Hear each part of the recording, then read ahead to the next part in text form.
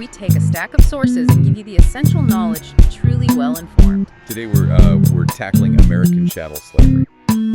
And it's a topic that's foundational, obviously, but also incredibly painful. And we're not just going to walk through a timeline. Yeah. We want to dissect the reality of this system, which was, well, it wasn't monolithic. We're focusing on the legal and economic structures, some really surprising paradoxes, and the incredible organized resistance that was always there, always pushing back. And for context, I think it's really crucial to remember this story is older than we often think. Right, we always hear 1619. We do.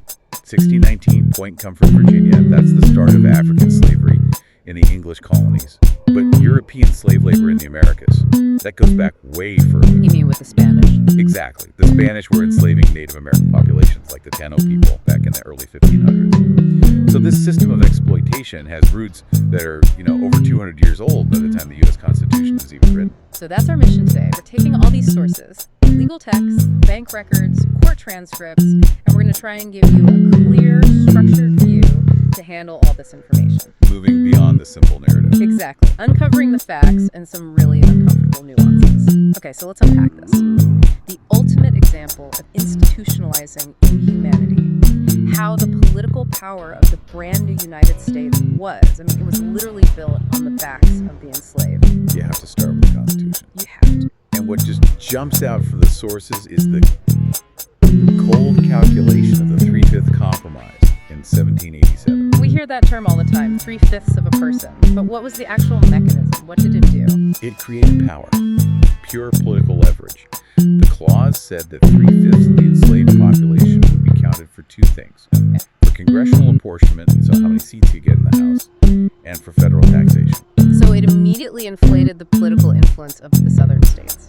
Massively. They got more seats in the House, which meant more power in the Electoral College, all without granting a single political right to the people they were counting. And how big of an impact did that actually have? I mean, when you look at the historical consequences. Oh, it was fundamental. Historians have looked at this really closely. Take the 1800 election. Jefferson versus Adams. A brutal election. And it almost certainly would have gone the other way, to Adams, if it weren't for those extra electoral votes the South got from the compromise. Wow. So the system tipped the balance of national leadership right from the very start. It did. And it gets even worse. Think about the Indian Removal Act. Forcibly relocating Native American tribes. A hugely contentious bill. It passed the House by an incredibly narrow margin. And historians widely speculate it would not have passed at all without the votes created by the 3/5 compromise. The cruelty of that is just staggering. You're using the existence of one enslaved group to enable the seizure of land from another group. And James Madison, who was arguing for the clause, he basically admitted it. He said the clause exploited the enslaved person's humanity, their personhood, for the enslaver's political gain. So they were people enough to give white men more power. But property in every other legal sense. That political math then sets the stage for a huge economic shift, right? By 1808, the international slave trade was closed. Legally, yes. But that didn't stop slavery. It just turned it into a domestic business. And this is where it gets really interesting economically. It supercharged the internal slave trade. An internal market for human beings. Yes, and it restructured the entire economy, especially in the Upper South, Virginia, Maryland, and Kentucky. So how does a state like Kentucky, which isn't, a big cotton state, how does it become a major player? Kentucky, and especially a city like Lexington, became a critical node in that network. A breeding and supply center, essentially. The wealth of the planters there relied less on what they grew and more on exporting people down to the Deep South to the big cotton and sugar plantations. Wait, I want to stop on that. The idea that a human being was a better financial asset than the land they worked. Now, that's the profound shift. In the antebellum of the Upper South, the sources are clear. Enslaved people were often more valuable than the land itself. They weren't just labor, they were capital. Investment capital. Exactly. Families would literally bank on the increase, meaning the birth of children, from their enslaved population. They were calculating the value of these children years down the line. So selling people. Yeah. Selling children. That just became a normal way to finance your life. To pay for college for your own kids or pay off a debt. It was common. The human being was liquidated like a financial product. We see it in banking ledgers, in estate settlements. This system, this tearing apart of families, It wasn't some unfortunate side effect. It was the engine. It was the essential stabilizing mechanism of the entire Southern economy. Okay, now we have to step into one of the most, I think, challenging historical nuances, something that really resists any simple moral box, the paradox of free people of color owning slaves. This was a real thing happening between, 1780 and 1861. It was a real thing. Thousands of free black people held other black people as slaves. And their motivations are, well, they're absolutely key to understanding that this system wasn't monolithic. So what were the different motivations? Because on the surface, it seems like a massive contradiction. Well, scholars are kind of split on it. There are two main schools of thought. The first is the benevolent interpretation, meaning they were would-be emancipators. They were often buying their own family members, a spouse, a child, a sibling, to protect them from being sold away by a white master. The goal was to eventually, privately emancipate them. So, using the system to try and shield your loved ones, a desperate act. It could be, but the sources also point to a much, much darker reality, the exploitative interpretation. Exactly. And it's strongly supported by the data. Many black masters were using enslaved people for pure commercial gain, treating them just as harshly as white slaveholders. Harsh discipline, renting them out, selling them for profit. And the data you found. What was most surprising about who owned whom? The demographic breakdown it's pretty telling.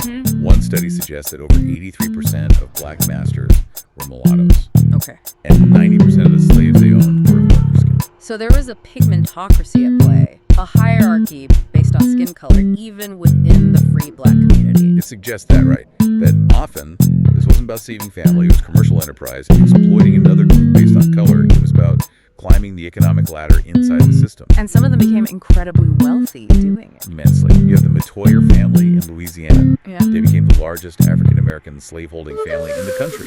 They owned about 500 slaves, 20,000 acres of land. Wow. Or a guy like Antoine Dubuclet, a sugar planter, over 100 slaves. His estate was valued at $250,000. Fortune. It's a hard truth that the pursuit of power and profit could transcend racial lines, even in that system. So let's pivot now to the agency of the enslaved people themselves. Because the slaveholding class, they relied on this idea of paternalism. Oh, desperately. This idea that they were caring for their slaves. It let them sleep at night. It let them see themselves as moral human beings, which is why the records show them feeling genuinely shocked, personally betrayed, when someone ran away. But resistance was constant. It wasn't just big revolts. No, it was constant. Day-to-day things like slowing down work, playing sick. What we want to focus on here is the violent, calculated resistance, the kind that shows true agency. And the sources reveal this deep, culturally informed way of fighting back. Let's talk about one of the most covert forms, poisoning. Why was that so terrifying to them? Because it was untraceable, intimate. It could come from the kitchen, from the most trusted person in the house. But to really understand the agency behind it, we have to change our framework. What do you mean? Well, Western law just sees it as murder. Simple. But if you look at it through an Africana legal studies approach, you can see it as African protocol. African protocol, what does that mean? It's tied to the cultural logic of groups like the Erokhane people, who were brought to Maryland and Virginia in large numbers.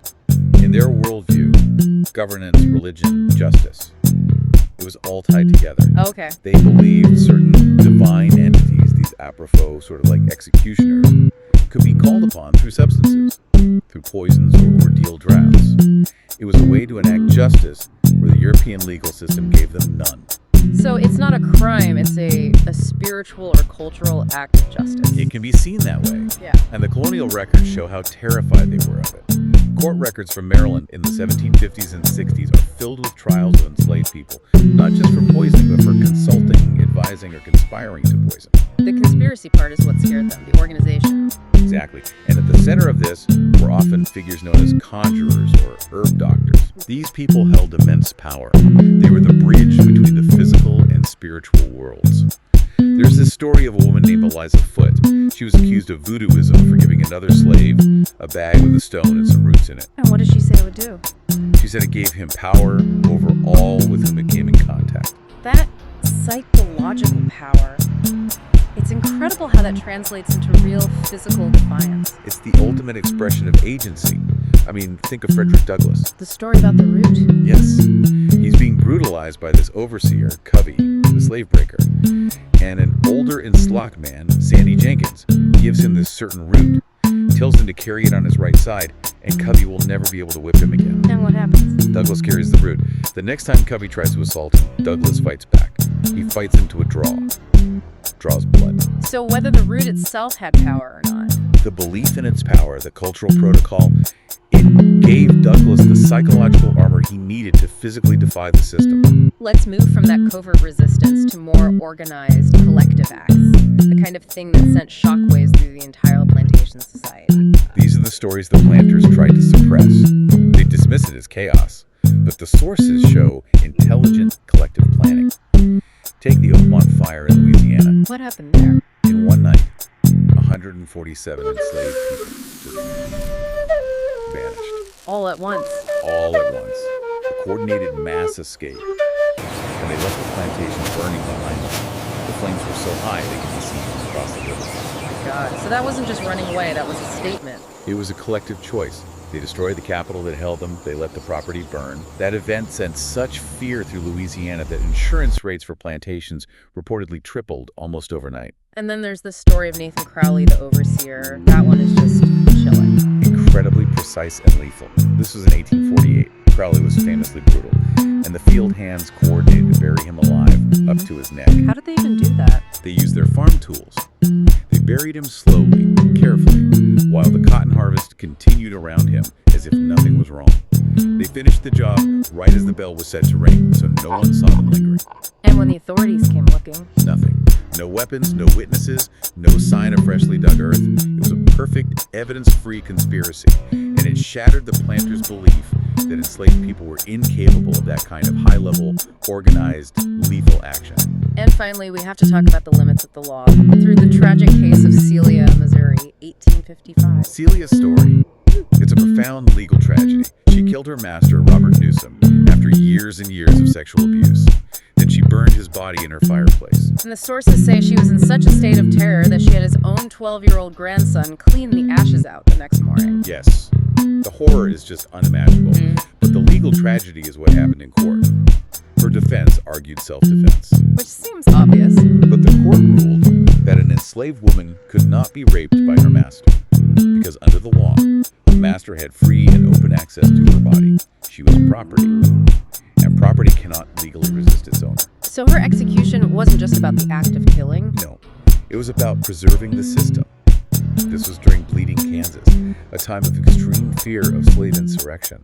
To let a slave go free after killing her master, it was seen as too dangerous a precedent. The whole system couldn't tolerate it. So when you synthesize all of this, the Constitution, the resistance, the court cases, it becomes undeniable. You just can't see slavery as one single monolithic thing. Right. Yes, it was defined everywhere by brutality, by this social death, this genealogical isolation, the constant threat of having your children taken away. But its practice varied so much. Antebellum Mississippi was not colonial Massachusetts. The U.S. system was not the Jamaican system. And the sources just scream with the agency of the enslaved. They were never passive. They were strategizing, organizing, fighting back, with poison, with fire, with whatever they had. And the fact that these acts were erased from official records, just written down as property loss or a crime, that doesn't mean they didn't happen. Not at all. The stories persist in oral traditions, in inherited trauma, descendants who have this unexplained aversion to certain things like working in kitchens. The complexity of black masters, the coordination of the Oakmont escape, the Aiken Protocol, they all show that enslaved people were active agents in their own lives. History is full of beginnings, and the present can be one too, when we really choose to see this full, complicated picture. And so we'll leave you with this final thought to consider. If the entire foundation of American chattel slavery was built on the deliberate denial of humanity and agency of the enslaved for political and economic gain, how many systems of injustice today continue to operate successfully only because they rely on that same denial, that same minimization of the full human agency of the people they exploit? Something to think about long after this deep dive is over.